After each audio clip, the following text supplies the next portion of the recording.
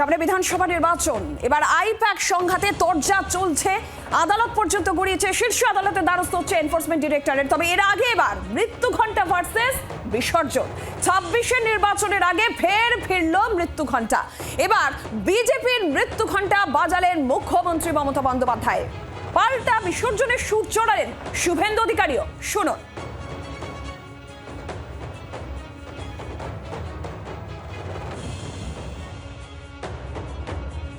26-এ আমাদের পতন হবে না, তোমাদের পতন হবে, তোমাদের অধঃপতন শুরু হয়ে গেছে। বিদায় আসন্ন, বিদায় ঘন্টা বাজছে, পাড়ায় পাড়ায় মৃত্যু ঘন্টা বাজিয়ে দিন। বিজেপি পাড়ায় পাড়ায় মৃত্যু ঘন্টা বাজিয়ে দিন।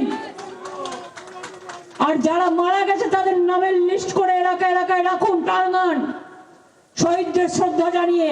আগামী 1.5 মাসের মধ্যে নির্বাচন ঘোষণা হবে, আগামী 3 মাসের মধ্যে বিসর্জন দেব। আগামীর নির্বাচন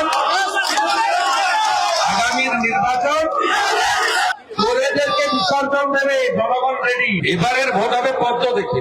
আমার শুধু একটাই দায়িত্ব, ভবানীপুরে মমতা ব্যানার্জিকে হারানো। আমরা জানবো বিষয়ে সরাসরি শ্রেয়সী গঙ্গোপাধ্যায় প্রতিনিধি রয়েছেন আমাদের সঙ্গে। শ্রেয়সী, একদিকে মুখ্যমন্ত্রী মমতা বন্দ্যোপাধ্যায় বিজেপির মৃত্যু ঘণ্টা বাজানোর কথা বলছেন, পাল্টা বিসর্জনের সুর চড়াচ্ছেন শুভেন্দু অধিকারী।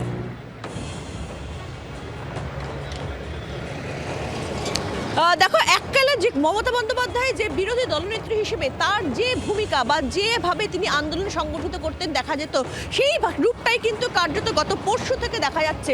যেখানে দেখা যাচ্ছে হঠাৎ করে তিনি প্রতীকজনের বাড়িতে চলে যাচ্ছেন, তারপর সেখান থেকে তিনি চলে যাচ্ছেন তাদের যে প্রতীকজনের যে সংস্থা, সেই সংস্থা আইপ্যাকের যে দপ্তর, সেই দপ্তরে তিনি চলে যাচ্ছেন। সেখানে তিনি 4.5 ঘন্টা বসে থাকছেন এবং তারপরে 24 ঘন্টারও কম নোটিসে তিনি সেক্ষেত্রে মিছিলের ডাক দিচ্ছেন এবং সেই মিছিল কার্যত বিশাল এক মিছিল নিয়ে তিনি 8B থেকে গতকাল পৌঁছেছেন হাজরা মোড় পর্যন্ত।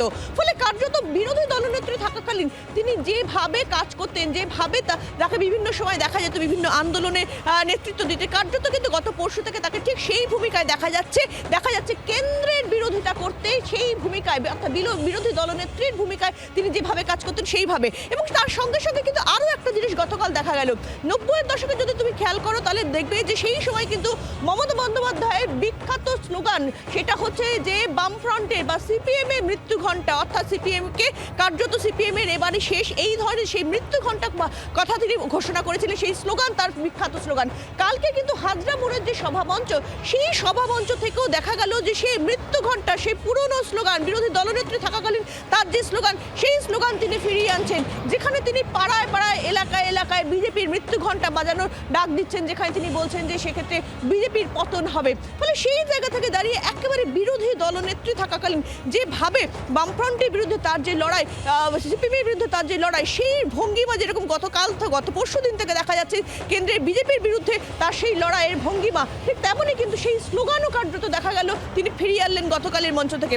অন্যদিকে খুব স্পষ্ট, ধন্যবাদ তোমাকে। আর এর মধ্যেই তৃণমূল সুপ্রিমোকে আইনি নোটিশ পাঠিয়ে দিলেন শুভেন্দু অধিকারী। কোন প্রমাণের ভিত্তিতে কয়লা চোর বলা হয়েছে, আইনি নোটিশ দিয়ে প্রশ্ন করছেন বিরোধী দলনেতা। শুধু তাই নয়, 72 ঘন্টার মধ্যে সব প্রমাণ দিয়ে উত্তরের দাবিও জানানো হয়েছে।